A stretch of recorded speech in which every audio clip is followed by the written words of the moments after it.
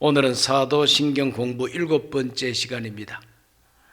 심판하러 오시는 예수님.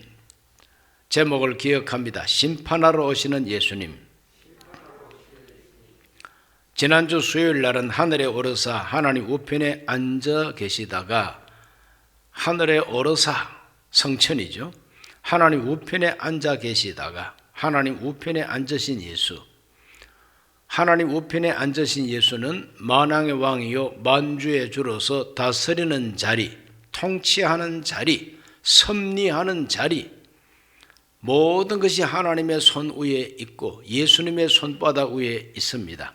그러므로 우리는 겁내지 말고 담대하고, 아무리 악한 원수 마귀가 설쳐대고 그 졸개들이 권력을 휘두른다 할지라도 잘 놀아봐. 하나님의 손바닥 위에 있을 뿐이야. 그러므로 때가 되면 하나님께서 다 엎어버리시고 우리에게 새하늘과 새 땅을 이루어 주신다는 소망을 우리는 가져야 될 줄로 믿습니다. 자, 하늘에 오르사 하나님 우편에 앉으신 그 예수님은 영원히 앉아만 계시느냐? 영원히 하나님 우편에 앉아만 계신 예수님이 아니라 거기로부터 저리로서라고 하는 말은 그곳에서 땅으로 다시 오신다는 겁니다. 저리로서 산자와 죽은 자를 심판하러 오시리라고 믿는 이 신앙 고백을 오늘 공부하려고 그럽니다. 이 신앙 고백은 제일 먼저 우리 예수님은 다시 오신다고 하는 재림에 대한 고백입니다. 다시 오신다고 하는 믿음에 대한 고백입니다. 우리 예수님께서는 다시 온다고 친히 약속하셨죠. 그 부분이 요한복음 14장 1절로 3절에 기록이 되어 있습니다. 다 같이 읽습니다. 너희는 마음에 근심하지 말라. 하나님을 믿으니 또 나를 믿으라. 내 아버지 집에 거할 곳이 많도다. 그렇지 않으면 너희에게 일렀으리라. 내가 너희를 위하여 거처를 예비하러 가노니 가서 너희를 위하여 거처를 예비하면 내가 다시 와서 너희를 내게로 영접하여 나 있는 곳에 너희도 있게 하리라. 다시 온다고 말씀하셨습니다. 내가 다시 온다 그랬어요. 내가 다시 온다. 다시 와서 뭘 하느냐? 너희를 아버지 집에 거할 곳이 많기 때문에 내게로 영접한다. 아버지 집으로 영접한다는 겁니다. 그래서 나와 함께 그곳에서 살게 한다는 것이 우리 예수님의 약속입니다. 그러므로 다시 온다는 약속은 우리 예수님이 친히 하신 약속이죠. 예수님이 땅 위에 계시다가 마지막 하늘로 이제 올라가십니다. 하늘에 오르사, 하늘에 오르셨던 바로 그날 그 현장에서 하늘의 천사들이 나타나서 다시 온다고 말씀을 선포합니다. 사도행전 1장 10절로 11절입니다. 올라가실 때에 제자들이 자세히 하늘을 쳐다보고 있는데 흰옷 입은 두 사람이 그들 곁에 서서 이르되 갈릴리 사람들아 어찌하여 서서 하늘을 쳐다보느냐? 너희 가운데서 하늘로 올려지신 이 예수는 하늘로 가심을 본 그대로 오시리라 하였느니라.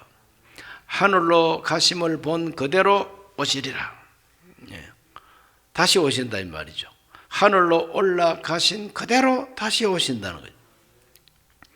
예수님 다시 온다고 하는 이 재림신앙은 사람이 만들어내고 꾸며낸 것이 아니라 예수님이 친히 그렇게 약속을 하셨고 하늘로 오르실 때에 천사들이 그렇게 선포해 준 계시인 것입니다.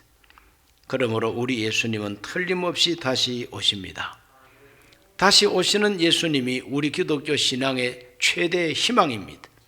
미래를 내다보고 가질 수 있는 최대의 희망이 바로 예수님 다시 오신다는 거죠. 다시 오시는 예수님. 다시 오신다니까 시한부 종말론자들이 나타났습니다. 언제 오신다, 언제 오신다 이렇게 날짜 계산하는 그런 이단자들, 그런 사이비들이 나타났어요. 1992년 10월 28일인가 그때 예수님이 공중재림한다고 또 그쪽으로 마음이 쏠린 사람들은 하얀 옷으로 갈아입고 밤새도록 주님께서 다시 오신다는 희망이 드디어 오늘 밤 이루어질는가 보다 찬송하고 기다리는데 주님은 오시지 않았습니다. 우리 예수님이 그날 온다고 약속한 바가 없어요. 사람이 그냥 자기 추측해가지고 자기 방식대로 계산해가지고 그날 오신다고 이렇게 사람들을 속인 것에 불과한 겁니다. 그러므로 우리들은 속지 말아야 됩니다. 주님 다시 오신다는 것은 틀림없는 진리지만 언제 오신다는 것에 대해서는 아무도 모른다고 주님 이미 말씀하셨어요. 아버지만 아신다 그랬어요. 천사도 모르고 예수님 자신도 모른다 그랬어요. 하나님 아버지만 아시느니라 그랬어요. 하나님 아버지만 아신다 그랬더니 사이비 이단은 그 하나님 아버지가 나한테만 가르쳐 줬다, 이렇게 사람들을 속입니다. 하나님만 아신다 그러면은 그것으로 끝나야지, 그 하나님이 나한테만 비밀을 가르쳐 줬다, 이렇게 사람들을 속입니다. 그러므로 우리들은 속지 말아야 됩니다. 이단과 사이비가 시한부 종말론을 퍼뜨리고 때로는 어떤 사람이 자기가 재림주라고 선전을 합니다. 여러분들이 몰라서 그렇지 내가 재림한 예수라고, 그래서 자기를 재림한 예수라고 또는 자기를 보혜사라고 또 자기가 제2의 구세주라고 여러 가지 모양으로 이 사람들을 속입니다. 성경을 근거로 해서 자기를 내세우는 이단. 그러므로 인간 중심의 종말론, 시한부 시간 중심의 종말론, 또 장소 중심의 종말론, 여기에 모여야 된다, 저기에 모여 있어야 된다, 어떤 장소를 말하면서 특정한 사람, 특정한 시간, 특정한 그런 인물, 이렇게 내세우는 것은 다 이단이요 사이비입니다. 그 날과 그 시는 하나님만 아시고 그 장소도 문제가 되는 게 아닙니다. 그 장소는 어느 한 장소에만 주님이 오시는 게 아닙니다. 모든 세상 사람이 다 알도록 주님이 오신다 그랬어요. 번개가 번쩍하면서 동에서 서에서 번쩍임과 같이 우리 예수님이 오시는 것도 그와 같이 오신다 그랬어요. 그러므로 여기 있다, 저기 있다, 여기 저기가 문제가 아니라는 겁니다. 내가 그리스도라고, 내가 재림주라고, 그거 다 틀린 말이다 이거죠. 언제 시간을 제한하는 거, 그것도 아니라는 겁니다. 그러나 재림은 진실이요 사실입니다. 우리 예수님은 반드시 다시 오십니다. 오셔서 이 땅 위에 있는 참 교회를 하늘로 옮겨 가시고 끌어올리신다 그랬어요. 구름 속으로 끌어올려 공중에서 주를 영접하게 하실 것이다. 이거는 틀림없는 사실이죠. 그걸 가리켜서 휴거라고 그럽니다. 그리고 공중에서 강림하신 우리 예수님이 부활에 참여한 신구약 성경에서 다 예수 잘 믿었던 그런 사람들 다 부활시켜가지고 그 부활한 성도들 데리고 이 땅 위에 재림하시면 이 땅 위에서 세상을 다스리는 권력, 즉 그리스도 권력, 그 수하들, 그 부하들, 그들과 한 팀이 돼가지고 세상을 아작내고 있는 바로 이 악의 권세를 우리 예수님께서 다 깨뜨리고 질그릇 깨뜨리듯이 쇠 몽둥이를 가지고 그냥 질그릇을 깨뜨리듯이 다 깨뜨리는 이런 심판을 가지고 오신다고 말합니다. 이것이 예수 그리스도의 재림, 다시 오시는 예수님이십니다. 주님이 그렇게 다시 온다는 걸 믿고 고개를 들고 마음을 주 예수를 향해서 언제 오실지라도 우리가 옮겨감을 받고 데려감을 얻고 휴거될 수 있는 성도로서 살아야 되는 것이 가장 중요한 일이죠. 여러분 모두가 다 정결한 신부처럼 주님 기다리게 되시기를 축원합니다. 그 다음에 산자와 죽은 자를 심판하러 오시리라고 믿는 신앙 고백이기 때문에 다시 오시는 예수님은 왜 오시느냐? 심판하러 오신다는 겁니다. 심판하러 오시는 예수님, 산자와 죽은 자를 심판하러 오시리라. 어린 아기로 태어나신 예수 그리스도, 아기로 오신 예수님, 초림, 먼저 오신 예수님의 초림, 왜 오셨느냐? 우리를 구원하기 위하여. 내가 온 것은 세상을 심판하려 함이 아니요 오히려 세상을 구원코자 함이라. 그러므로 구원을 위해서 우리 죄를 속죄하고 우리를 죄에서 건져내기 위하여 오신 것이 초림입니다. 그런데 두 번째 오시는 재림은 심판하러 오신다는 거죠. 다시 오시는 예수님은 심판하러 오십니다. 예수님께서는 친히 심판의 권세, 심판의 권력, 심판의 권한을 내가 가지고 있다. 하나님 아버지가 내게 주셨다. 그렇게 말씀하셨습니다. 그걸 확인합니다. 요한복음 5장 22절부터 23절을 다 같이 읽어봅니다. 아버지께서 아무도 심판하지 아니하시고 심판을 다 아들에게 맡기셨으니 이는 모든 사람으로 아버지를 공경하는 것 같이 아들을 공경하게 하려 하심이라. 아들을 공경하지 아니하는 자는 그를 보내신 아버지도 공경하지 아니하느니라 그랬어요. 하나님 아버지가 직접 심판하지 아니하시고 심판하는 권한을 아들에게 맡기셨다는 거죠. 왜 맡기셨느냐? 하나님을 공경하듯 아들도 공경하라고. 또 26절로 29절 요한복음 5장 26절로 29절 읽어봅니다. 아버지께서 자기 속에 생명이 있음같이 아들에게도 생명을 주어 그 속에 있게 하셨고 또 인자됨으로 말미암아 심판하는 권한을 주셨느니라. 이를 놀랍게 여기지 말라. 무덤 속에 있는 자가 다 그의 음성을 들을 때가 오나니 선한 일을 행한 자는 생명의 부활로 악한 일을 행한 자는 심판의 부활로 나오리라 그랬어요. 심판하는 권한, 이 권한이 바로 권세입니다. 심판하는 권한이 누구에 있느냐? 예수께 있다. 부활하신 예수, 하나님 보좌 우편에 앉으신 그 예수, 그 예수님이 땅 위에 다시 오시면 그분은 재림주로 오시면 심판하신다. 심판주로 오신다고 분명하게 말씀하십니다. 그 심판의 마지막 내용이 뭐냐? 선한 일을 행한 자는 생명의 부활로 부활을 시키고 악을 행한 자는 심판의 부활로 부활시킨다는 거죠. 생명의 부활과 심판의 부활로 쫙 갈라지죠. 이게 심판입니다. 심판은 바로 심판해야 되죠. 법대로 심판해야 되죠. 원칙대로 심판해야 됩니다. 자기 마음대로 심판하면 안 돼요. 축구 경기장의 심판은 축구 경기의 원칙과 룰이 있지 않습니까? 게임의 룰이 있습니다. 그 게임의 룰대로 심판해야지. 우리나라 사람이니까, 내가 좋아하는 팀이니까 그건 안 됩니다. 그건 심판 자격이 없어요. 다시 오시는 예수님은 어떤 심판이냐?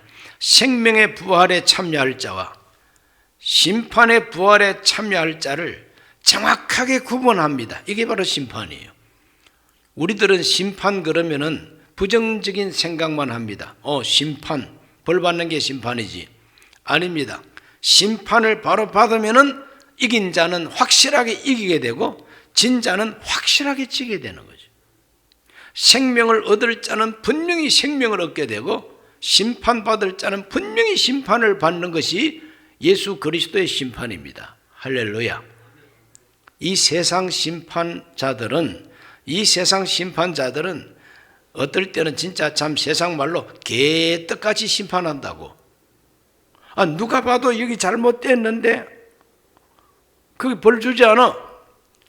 누가 봐도 여기가 정말 참 잘했는데 상 주지 않아요. 완전히 치우쳤어요. 패거리, 자기 패거리 중심으로 심판한단 말이에요. 그러니까 이러면은 그 역사는 암흑의 역사예요. 뒤집어진 역사예요. 그래서 재판이 아니라 개판이라는 말이 그래서 생겨나게 됩니다. 그러나 우리 예수님은 절대 개판치지 않습니다. 다시 오시는 예수님은 산자와 죽은 자를 심판하러 오시는데 그 심판은 정확합니다. 틀림없습니다. 그러므로 심판의 권한을 가진 예수님, 그 심판은 모든 족속을 향한 심판이라고 요한계시록 1장 7절이 말하고 있습니다. 볼지어다 그가 구름을 타고 오시리라. 각 사람의 눈이 그를 보겠고 그를 찌른 자들도 볼 것이요 땅에 있는 모든 족속이 그로 말미암아 애곡하리니 그러하리라. 아멘. 그랬어요. 땅에 있는 모든 족속이 구름 타고 재림하시는 예수님을 볼 것이고 그 예수님 때문에 애곡한다 그랬어요. 애곡한다는 것은 뭡니까? 애타는 마음, 슬픈 마음, 고통을 느끼면서 통곡한다 이 말이죠. 예수 믿을 걸, 전도할 때 내가 교회 갈 걸, 다 끌끌끌끌 하면서 애통합니다. 왜? 예수님이 심판주로 오시니까. 야, 정말 몰랐네. 예수님이 정말 심판주인 줄로 나는 정말 몰랐네. 그러므로 예수님을 몰랐던 거, 그 예수님을 배척하고 믿지 아니하고 전도하는 사람을 욕하고 교회 욕하고 그랬던 것에 대해서 심판받을 것을 생각하고 애통하며 통곡할 것을 말하고 있습니다. 모든 족속을 향한 심판이다. 그리고 그 심판은 그냥 심판이 아니라 생명의 부활, 생명의 부활은 정말 참 휴거가 되고 썩지 않는 몸으로 다시 변화가 되어가지고 영생 얻게 되는 것이 생명의 부활이요. 그러나 믿지 않는 사람, 심판의 부활에 참여하는 사람들에게는 이거는 몽땅 다 멸망이에요. 하나님의 형벌의 날이라고 성경은 말하고 있죠. 베드로후서 3장 7절, 이제 하늘과 땅은 그 동일한 말씀으로 불사르기 위하여 보호하신 바 되어 경건하지 아니한 사람들의 심판과 멸망의 날까지 보존하여 둔 것이니라. 이 땅은, 이 하늘과 이 땅은 멸망의 날까지 하나님이 보존해 두었다. 보호해 두었다. 아니, 죄 많은 세상 뒤집어 엎어버리지 왜 보존하고 계십니까? 구원받는 사람을 충분히 하나님께서 구원하기 위하여 오래 참고 기다리는 시간이라 그랬어요. 그런데 기다리다 이젠 됐다, 더 이상 기다릴 수 없다가 바로 뭡니까? 멸망의 때, 심판의 날, 형벌의 날, 그날이 온다는 겁니다. 그날이 오면 어떻게 되느냐? 베드로후서 3장 10절에 그러나 주의 날이 도둑같이 오리니 그날에는 하늘이 큰 소리로 떠나가고 물질이 뜨거운 불에 풀어지고 땅과 그 중에 있는 모든 일이 드러나리로다 그랬어요. 여기서 베드로가 표현하고 있는 이 내용이 얼마나 무서운 표현입니까? 하늘이 큰 소리로 떠나간다 그랬어요. 하늘이 큰 소리로 떠나가 버려요. 그리고 물질이 뜨거운 불에 풀어지고, 물질은 뭡니까? 하늘의 별들이 다 물질입니다. 천체들이 물질이요. 우리가 살고 있는, 인간이 살고 있는 이 세상, 땅과 그 중에 있는 모든 일이 드러나리로다. 비밀이 없어져 버린다. 모든 것이 드러난다는 거죠. 이것이 바로 심판입니다. 최후의 심판입니다. 우리 예수님께서는 심판하러 오시는 주님이 되신다 라고 신앙을 고백하는 것이 저리로서 산자와 죽은 자를 심판하러 오시리라. 그런 심판의 날이 다가오고 있고 그 심판의 주인이 누구냐? 예수님이다. 그렇게 고백하는 신앙이 정통 우리 기독교 신앙인 것입니다. 그리고 그 예수님은 오셔서 어떻게 심판하느냐? 공의로 심판한다. 공의의 심판주가 되시지 감정적인 심판주가 아니고 치우쳐진 어떤 이기주의적인 그러한 심판주가 아니다. 공의의 심판이다. 요한계시록 19장 11절, 오늘 읽은 말씀 본문 11절, 또 내가 하늘이 열린 것을 보니 보라 백마와 그것을 탄 자가 있으니 그 이름은 충신과 진실이라. 그가 공의로 심판하며 싸우더라. 땅 위에 재림하시는 예수님의 형상을 백마를 타고 오시는 분으로 표현하고 있습니다. 이 백마를 타고 오시는 우리 예수님, 공의로 심판하며 싸우더라 그랬어요. 공의로 심판합니다. 공의가 뭡니까? 누구에게나 똑같이 적용되는 하나님의 법이 공의입니다. 사사로운 법이 아니에요. 누구에게나 똑같이 적용되는 하나님의 법, 하나님의 원칙, 이게 공의입니다. 예수 그리스도의 심판은 공의의 심판이다 이 말입니다. 13절 읽어봅니다. 19장 13절. 또 그가 피 뿌린 옷을 입었는데 그 이름은 하나님의 말씀이라 칭하더라. 피 뿌린 옷을 입었다. 십자가에서 우리를 위해서 피 흘리신 예수, 피 뿌린 옷을 입으신 우리 예수, 그 이름이 하나님 말씀이라고 칭하더라. 재림하시는 예수님을 하나님의 말씀이라고 이름을 붙이고 있어요. 태초에 말씀이 계시니라. 이 말씀은 곧 하나님이시라 그랬어요. 말씀이 육신이 되어 우리 가운데 오셨다. 그분이 예수님입니다. 그렇기 때문에 요한계시록에서 말하고 있는 재림하시는 심판주는 하나님의 말씀이시다. 공의를 가지고 세상을 심판하러 오신다요. 19장 15절과 16절을 읽습니다. 그의 입에서 예리한 검이 나오니 그것으로 만국을 치겠고 친히 그것을 철장으로 다스리며 또 친히 하나님 곧 전능하신 이의 맹렬한 진노의 포도주토를 밟겠고 그 옷과 그 다리에 이름을 쓴 것이 있으니 만왕의 왕이요 만주의 주라 하였더라. 만왕의 왕이요 만주의 주가 되시는 이름은 예수 이름밖에 없지 않습니까? 만왕의 왕 만주의 주가 되십니다. 아마 핸델이 이 메시아 곡을 이렇게 이제 창작할 때에 아마 이 부분에 대한 감동을 가지고 왕의 왕, 주의 주 그렇게 노래하도록 작곡을 했을 것 같아요. 우리 예수님은 만왕의 왕이십니다. 만주의 주가 되십니다. 그분이 오셔서 철장으로 다스린다 그랬어요.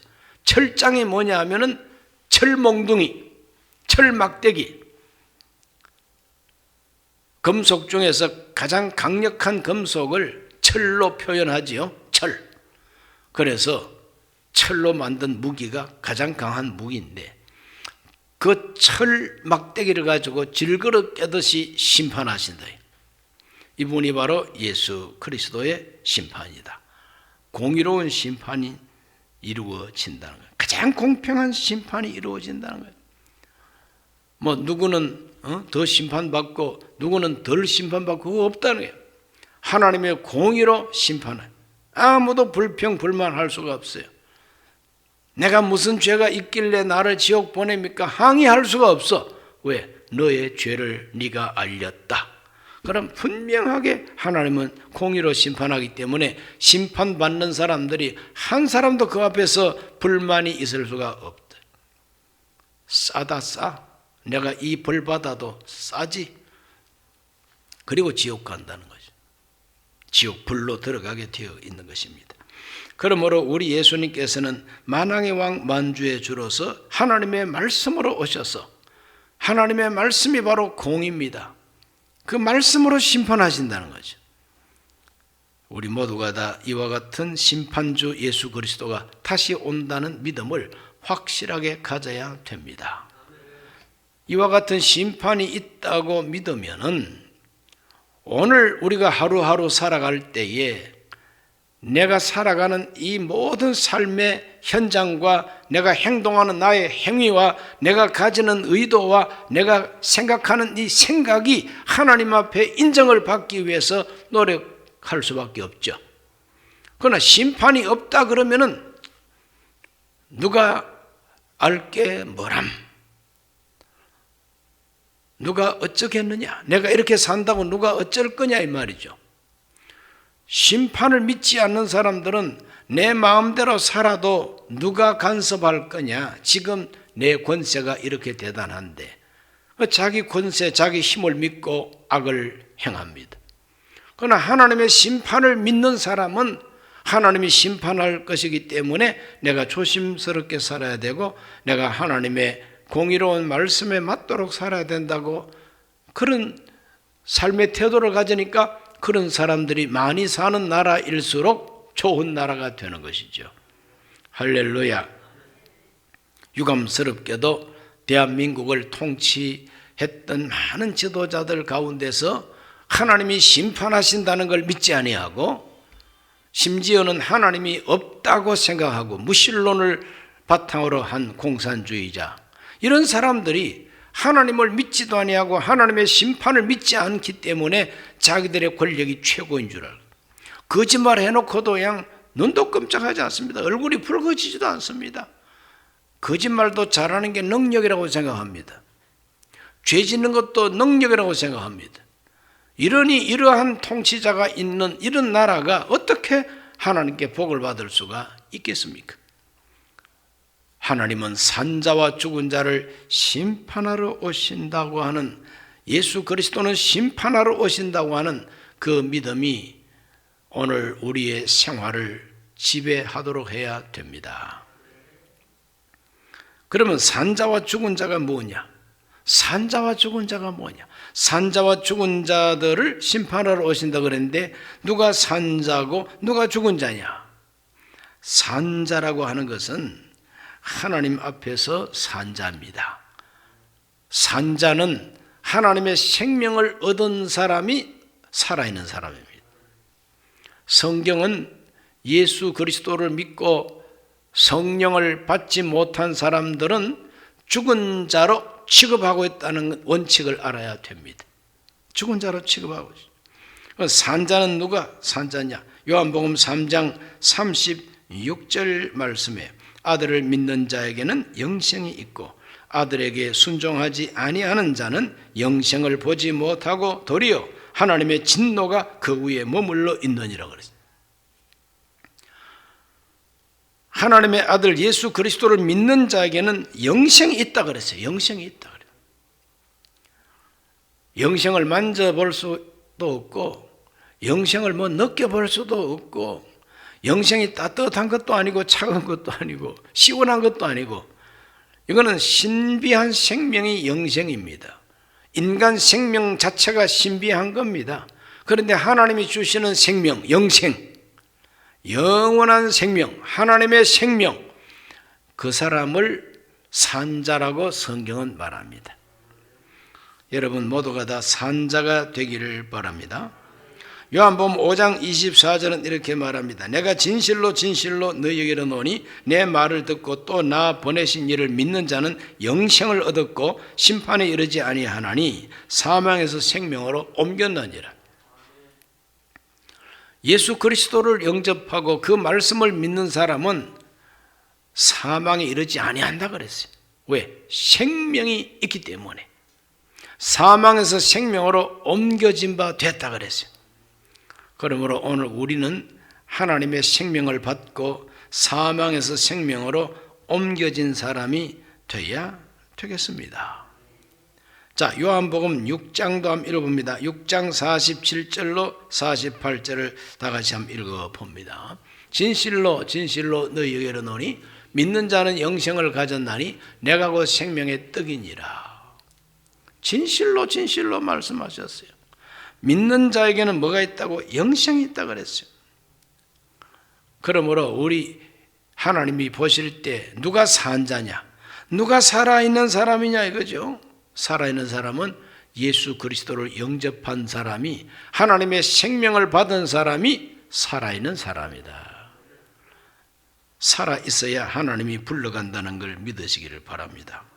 에베소서 2장 1절은 그는 허물과 죄로 죽었던 너희를 살리셨도다 그랬어요. 하나님이 살려낸 자가 생명이 있는 사람이고 산자다. 하나님이 살려준 사람이 산자라는 거죠. 무엇으로 살렸느냐? 허물과 죄로 죽었던 너희를 살리셨도다. 무엇으로 살리셨느냐? 에베소서 2장 4절과 5절에 긍휼이 풍성하신 하나님이 우리를 사랑하신 그 큰 사랑을 인하여 허물로 죽은 우리를 그리스도와 함께 살리셨고 그랬어요. 그리스도와 함께 살리셨다는 거죠. 허물로 죽은 우리를 그리스도와 함께 살리셨다. 그리스도 예수께서 내 허물과 내 죄를 책임지고 속량을 하시고 내가 회개하고 그 예수님을 믿음으로 말미암아 부활 생명, 예수 생명이 우리에게 들어와 가지고 우리가 살게 됐다는 겁니다. 그 사람이 산자입니다. 살아있는 사람은 어떻게 심판받느냐? 살아있는 사람이 받는 심판을 생명의 부활이라고 합니다. 예수님이 말씀한 대로 생명의 부활. 산자는 영원히 살 수 있도록 생명의 부활을 주셔서 생명의 부활을 받은 사람이 새 하늘과 새 땅에 들어갈 수가 있어요. 이것이 하나님의 심판입니다. 하나님이 올바로 딱 판결을 내리셔가지고 생명 있는 사람은 생명의 부활로 부활시켜서 영생의 나라, 아버지의 나라, 내 아버지 집 바로 새하늘과 새 땅, 새 예루살렘 성으로 들어가게 해 주십니다. 그럼 죽은 자는 누구냐? 죽은 자에 대한 공부를 좀 해보겠습니다. 죽은 자는 로마서 5장 12절이 뭐라고 말하는지 다 같이 한번 읽어보겠습니다. 그러므로 한 사람으로 말미암아 죄가 세상에 들어오고 죄로 말미암아 사망이 들어왔나니 이와 같이 모든 사람이 죄를 지었으므로 사망이 모든 사람에게 이르렀느니라 그랬어요. 한 사람 때문에 우리 모두가 다 죽었다는 거죠. 한 사람 때문에 모두가 다 죽었어요. 그 한 사람이 누굴까요? 아담이죠. 아담 한 사람의 범죄 때문에 아담의 후손된 우리 모두가 다 도매금으로 죄인 되어 버렸다는 거죠. 한 사람 아담의 죄로 말미암아 죄가 들어와서 왕노릇하게 되었다. 이 죄가 왕노릇하는 것이 바로 오늘 우리들의 참 비극이라는 것이죠. 왜 죄가 왕노릇하게 됐을까요? 아담이 죄를 짓고 그 죄가 우리에게 전가됐기 때문에 그렇다는 것이죠. 그것이 바로 DNA를 통해서 이 죄의 유전 인자가 우리 가운데 그대로 들어오므로 죄인이 낳은 자식은 죄인이다 이 말이죠. 일종의 연대 책임처럼 죄인된 아담 하와가 낳은 자식들은 다 죄인이다. 그 증거가 무엇이냐? 우리가 살아가면서 범하는 모든 허물과 악과 잘못된 생활, 이 모든 것이 다 원죄의 결과라는 것입니다. 로마서 5장 14절도 한번 읽어보겠습니다. 그러나 아담으로부터 모세까지 아담의 범죄와 같은 죄를 짓지 아니한 자들까지도 사망이 왕노릇하였나니 아담은 오실 자의 모형이라. 아담하고 똑같은 죄를 안 지었다 이 말은 아담이 선악과를 따먹은 것처럼 그 후손들이 에덴 동산 가가지고 선악과 안 따먹었어도 죄인이다 이 말이죠. 그러므로 한 사람 때문에 이렇게 됐다. 사망이 왕노릇하게 됐다. 아담하고 똑같은 죄를 안 지었어도 모양만 다르지 다른 죄를 짓고 사는 것이 인간이다. 그리고 로마서 5장 17절을 다 같이 읽어봅니다.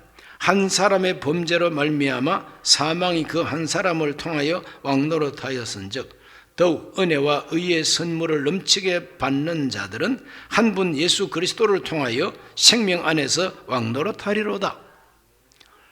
아담과 예수님을 비교하면서 아담 안에서 모든 사람이 죄인 된 것처럼 예수 그리스도 안에서 믿는 사람은 모두가 다 의인이 되고 하나님의 생명을 얻게 된다 라고 하는 신학적인 논리를 펴고 있는 것이 사도 바울의 로마서인 것입니다. 그러므로 하나님 보실 때 누가 산 자냐? 회개하고 예수 믿는 자가 살아있는 사람입니다. 누가 죽은 자냐?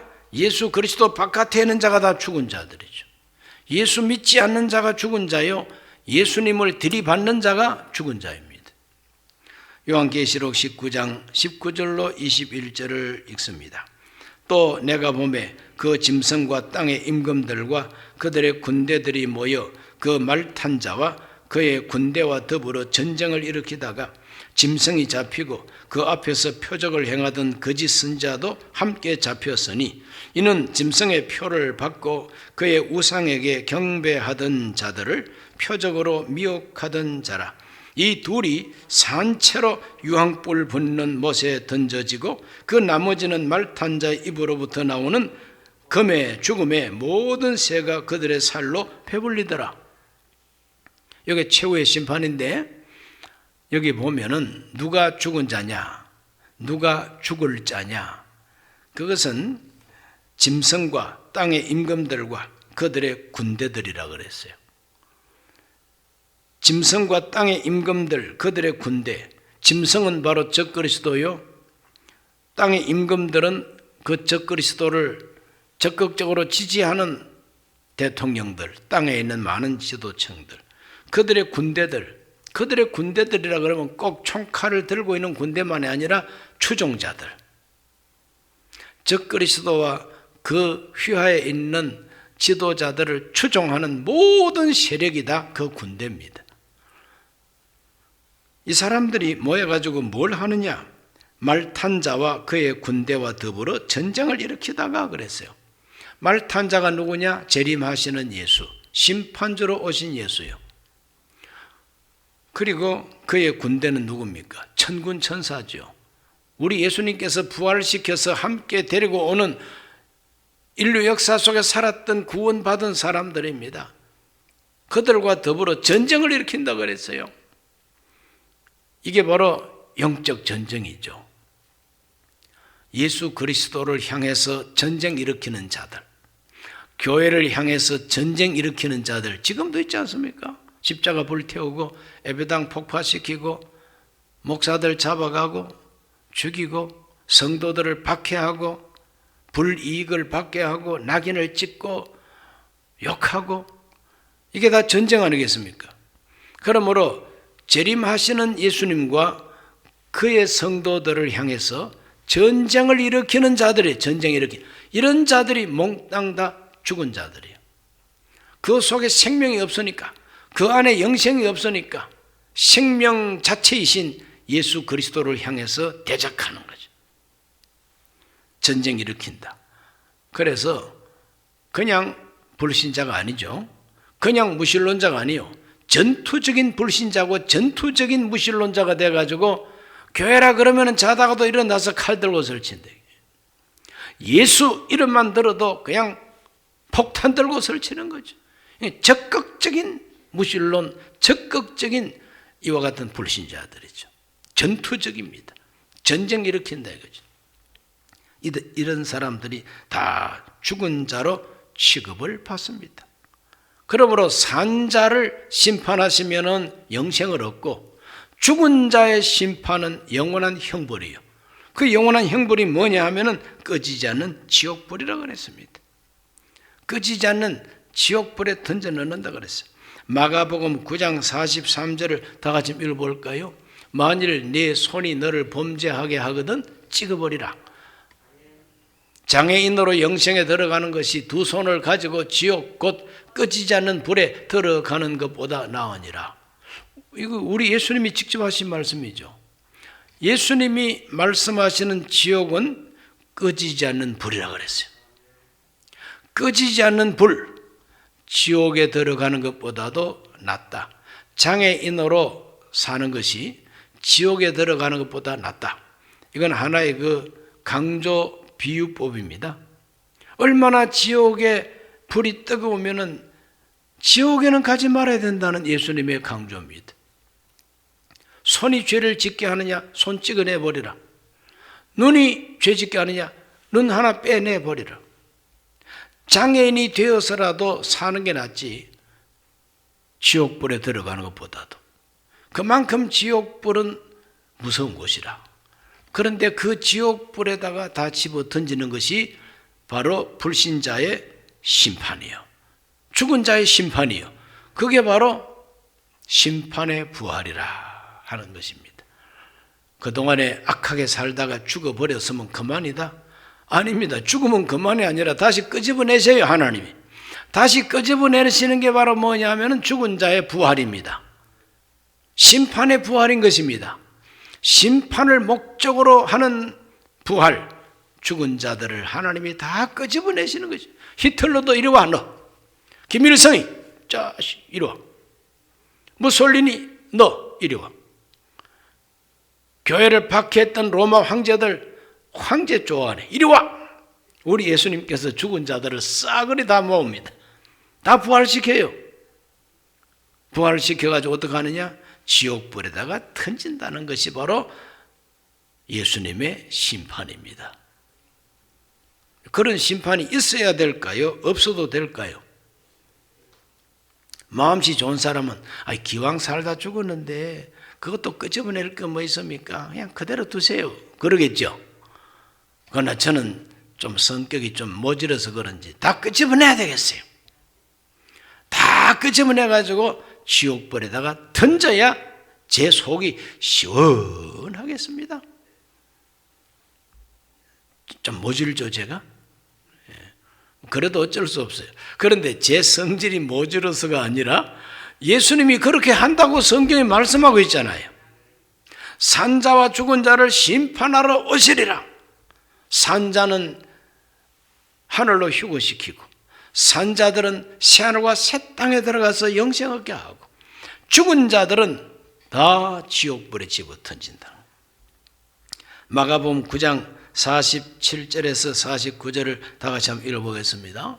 만일 내 눈이 너를 범죄하게 하거든 빼버리라. 한 눈으로 하나님의 나라에 들어가는 것이 두 눈을 가지고 지옥에 던져지는 것보다 나으니라 그랬어요. 거기에서는 구더기도 죽지 않고 불도 꺼지지 아니하느니라. 사람마다 불로서 소금치듯 함을 받으리라 그랬어요. 지옥불은 꺼지지 않는 불이라 그랬어요. 꺼지지 않는 그 불인데 구더기도 타지는 않는다 그랬어요. 아니 지옥불이라고 무서운 줄 알았더니 뭐 구더기도 뭐 타지도 않는다고? 안 타면 됐지. 안 타면 되는 게 아니라 차라리 타버리고 없어지면 깜빡할 사이에 없어지면 좋잖아요. 그러나 안 죽고 고통은 계속 받는다는 의미입니다. 여러분 죽어도 총 맞아서 땅 하고 그냥 금방 기절하고 생각 없이 죽는 것이 낫지 죽는 고통을 계속 느끼는 것은 이건 정말 지옥이에요. 지옥이 왜 지옥이냐? 불심판, 꺼지지 않는 이 불심판, 그것을 영원히 당해야 하는 곳이 지옥이라고 성경이 표현하고 있단 말이죠. 하나의 비유죠. 그만큼 지옥은 가지 말아야 할 곳이라는 것이 예수님의 말씀입니다. 구더기도 타지 않지만 그 구더기가 타지는 않지만 꿈틀거려야 돼. 언제까지? 영원토록. 왜 꿈틀거립니까? 뜨거우니까. 소금 뿌리듯 불로 소금 치듯 하리라 그랬어요. 미꾸라지 잡아서 소금 뿌려보세요. 얼마나 꿈틀거리는지. 미꾸라지가 없어지지는 않죠. 계속 꿈틀거립니다. 그냥. 너무 따가우니까 그렇게 된다는 것이지. 오늘 이 성경 공부하러 오신 분들은 끔찍한 지금 공부를 하고 있습니다.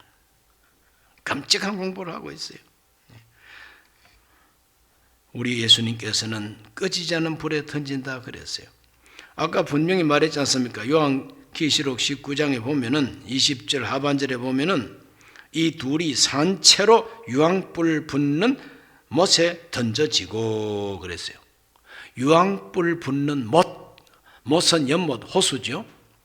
지옥이 연못처럼 넓은데 유황불이 펄펄 끓어오른다는 거죠.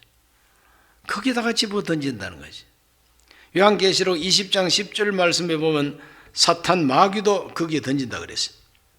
또 그들을 미혹하는 마귀가 불과 유황못에 던져지니 거기는 그 짐승과 거짓 선자도 있어 세세토록 밤낮 괴로움을 받으리라. 한번 따라하실까요? 세세토록 밤낮 괴로움을 받으리라. 이것이 제 말입니까? 성경 말씀입니까? 요한계시록의 말씀은 누가 주신 계시입니까? 예수님이 주신 계시 아닙니까? 사도 요한에게 나 예수는 하고 나타나십니다. 그 예수님이 심판주로 오실 그 예수님이 앞으로 이렇게 심판한다고 가르쳐 준 것이 요한계시록 아닙니까? 세세토록 밤낮 괴로움을 받으리라. 어디서? 유황으로 불타는 못에서.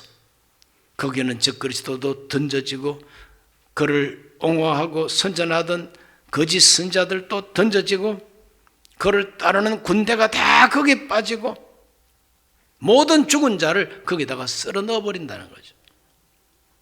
여러분, 쓰레기 소각장에 가보셨습니까? 쓰레기 소각장에 가보면 꺼지지 않는 불처럼 계속 타오릅니다. 태우는 것이죠. 그러므로 지옥이 있습니다. 심판의 마지막 정거장이 바로 지옥이에요. 그 지옥불은 유황으로 타는 못이라고 성경은 묘사하고 있습니다. 우리 예수님께서 직접 지옥을 말씀하셨고 우리 예수님께서 직접 바로 그 유황불로 타는 못에다가 집어 던진다고 했고 세세토록 밤낮 괴로움을 받는 곳이 그곳이라고 말씀했어요. 오늘 이 성경 공부에 참여하는 여러분은 한 사람도 지옥불에 가지 말게 되시기를 바랍니다. 찜질방 좋아한다고 한정막 좋아한다고 지옥을 한번 맛보고 천당 올 생각하지 마세요. 거기는 절대로 못 나오는 곳입니다. 이러한 신앙 고백이 저리로서 산자와 죽은 자를 심판하러 오시리라 하는 신앙 고백입니다. 믿습니까? 그런 신앙을 꼭 간직하게 되시기를 주의 이름으로 축원합니다. 우리에게 환난을 가져오고 우리를 박해하고 비난하고 욕하는 불신자들, 우리는 속으로 이렇게 생각합니다. 너희들 그러다가 지옥불에 가서 세세토록 밤낮 괴로움을 받을 거야. 그때 우리는 새하늘과 새 땅에 올라가서 영생할 거야. 이와 같은 생각을 잊지 말게 되시길 바랍니다. 기도합니다. 하나님 아버지, 오늘 사도신경 7번째 공부, 저리로서 산자와 죽은 자를 심판하러 오시는 예수님에 대한 공부를 했습니다. 우리 모두가 하나님의 공의로운 심판을 믿고 살게 하여 주시옵시고 결단코 지옥불에 들어가지 않고 산자가 되게 하여 주옵소서. 생명 얻는 자가 되게 하여 주시고 그 생명으로 살게 하여 주시옵소서. 예수 그리스도 이름으로 기도하옵나이다. 아멘.